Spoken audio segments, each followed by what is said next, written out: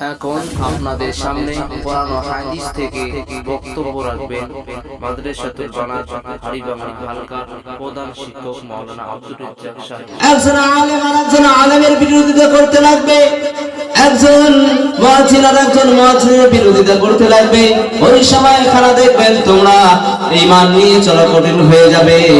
সেই সময় যদি আল্লাহ তাআলার একখানা সুন্নাতকে জিন্দা করে আল্লাহ রাব্বুল আলামিন জানিয়ে দিলেন, আমি তার নামে আমলে 100 শহীদের সওয়াব তার আমলনামায় দান করে দেব।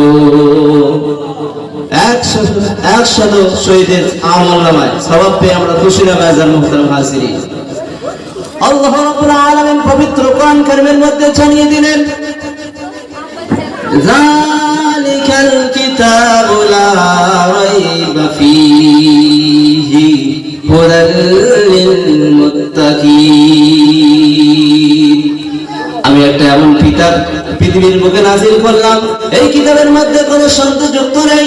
আল্লাহ রাব্বুল আলামিন জানিয়ে দিলেন, সর্বপ্রথম প্রথম পৃষ্ঠার মধ্যে প্রথম লাইনের মধ্যে জানিয়ে দিলেন, যালিকাল কিতাবু লা রাইবা ফীহি হুদাল লিল মুত্তাকিন।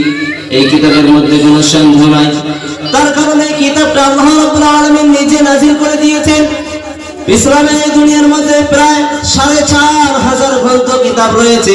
তার মধ্যে দেখবেন তোমরা হিন্দু ধর্মীয়দের বাইবেল রয়েছে, হিন্দুদের গীতা রয়েছে, খ্রিস্টানদের বাইবেল রয়েছে, আর অন্য অন্য ধর্ম রয়েছে। সব কুল মিলাকার 4500 ধর্মগ্রন্থের কিতাব বোঝা যায়। এই কিতাবগুলোর মধ্যে কোনো পড়লে গোনা হয় না, পড়লে কোনো নেকি হয় না, নাপাক অবস্থায় টাচ করা যায়, ছোঁয়া যায়, স্পষ্ট করা যায়। কিন্তু আল্লাহ রাব্বুল আলামিন এই পৃথিবীর মধ্যে এমন একখানা কিতাব নাযিল করে দিয়েছেন, এই কিতাবের মধ্যে কেউ পাক অবস্থায় ছাড়া নাপাক অবস্থায় নাড়তে পারবে না, স্পষ্ট করতে পারবে না।